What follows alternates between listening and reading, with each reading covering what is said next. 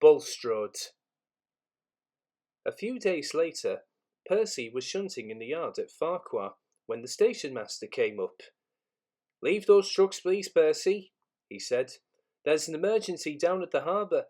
The Fat Controller wants you to go and sort it out straight away." "But Toby can't," began Percy. "Never mind that," the station master said. "The Fat Controller needs you double quick. Leave us to worry about the shunting." He hurried away to make the arrangements. Bulstrode was a barge used for carrying stone. He was a disagreeable barge. Nothing was ever right for him, and he grumbled uncensoredly. The trucks grumbled too, but they weren't a patch on Bulstrode. Come on, shouted Bulstrode rudely one morning. "Why aren't you trucks where you should be? How can I be loaded if you dawdle about up here, eh?" "There's no engine, and we can only go where we're put," retorted the trucks crossly. "You're in the wrong place, not us." They argued for some time, but it made no difference. Bulstrode was in the wrong place, and he was not due to leave until the next day. But he wasn't going to let a little thing like that stop him complaining. When Percy arrived, Bulstrode was sulking, and the trucks were annoyed with him.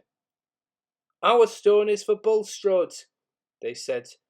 "Please put us in a siding so that we can load him up and be rid of him as soon as possible." The line slopes down to the harbour. Percy pulls the trucks a little way up the hill, clear of the points. As he stopped, one of the truck's brakes slipped on. When Percy began to push, the truck started with a jerk, and a coupling broke. 4 loose trucks, heavy with stone, gathered speed. "Help! Help!" they wailed.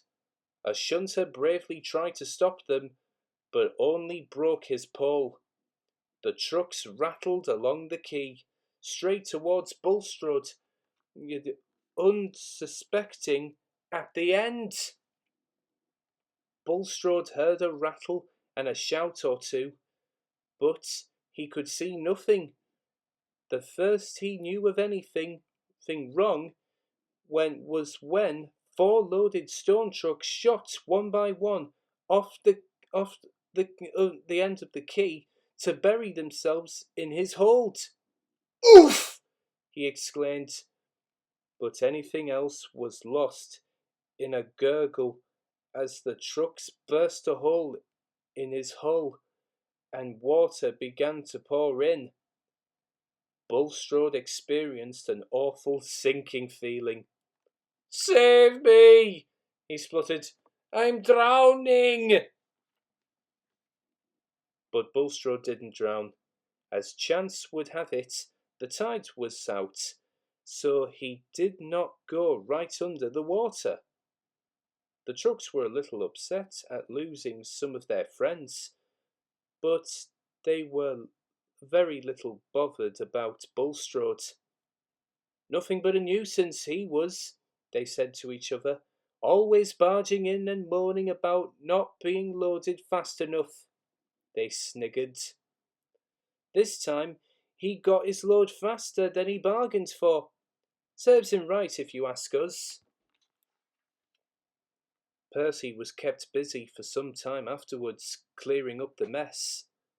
When the remains of the trucks had been lifted out of the water, he took them to the scrapyard, while workmen rescued what stone they could. As for Bulstrode, when everything else had been cleared, his remains were towed to a nearby beach, where they could do no harm. Now children play happily among the wreckage.